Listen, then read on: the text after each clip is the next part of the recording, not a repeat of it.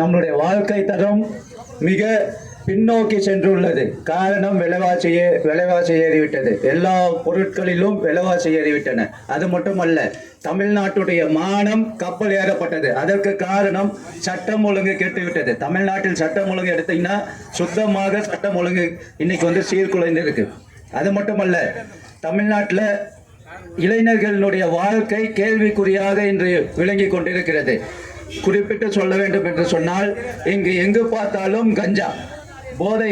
ஒரு காலத்தில் சாராயம் இருந்தது, அது இப்போ சாராயமாக மாறி இப்போ அது மட்டும் இல்லாமல் பல்வேறு இடத்தில் இன்னைக்கு போதை பொருள் நமக்கு பார்த்தீங்கன்னா சுலபமாக மாணவர் கையில் கிடைத்திருக்கு. அது சட்டம் ஒழுங்கு கெட்டு போறதுக்கு இன்னைக்கு மிக முக்கியமான காரணமாக நாம் விளங்கி கொண்டிருக்கு. அதனால் இந்த திராவிட முன்னேற்ற கழகத்தினுடைய ஆட்சியை நாம் விரட்ட வேண்டும்.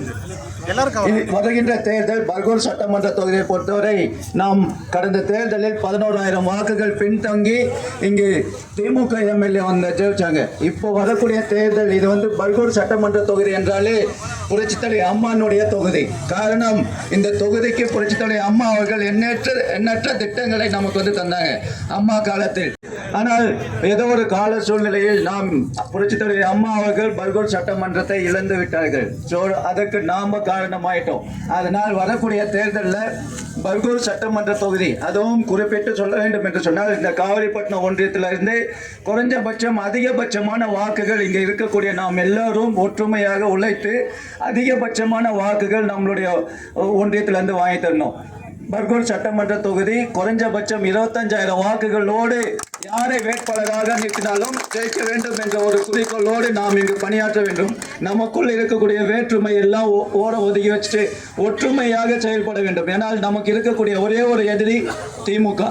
அதுவும் இங்க குறிப்பிட்டு சொல்ல வேண்டும் என்று சொன்னால், இங்க இந்த மாவட்டத்தினுடைய இந்த தொகுதியினுடைய இருக்கக்கூடிய எம்எல்ஏ பார்த்தீங்கன்னா பல்வேறு விதத்தில் அப்படியே சுத்திட்டு வந்துட்டு இருக்காரு. ஒரு வியாபாரியா இருந்தவரை இப்போ திமுக மொத்தமாக டாமினேட் பண்ணிட்டு இருக்காரு.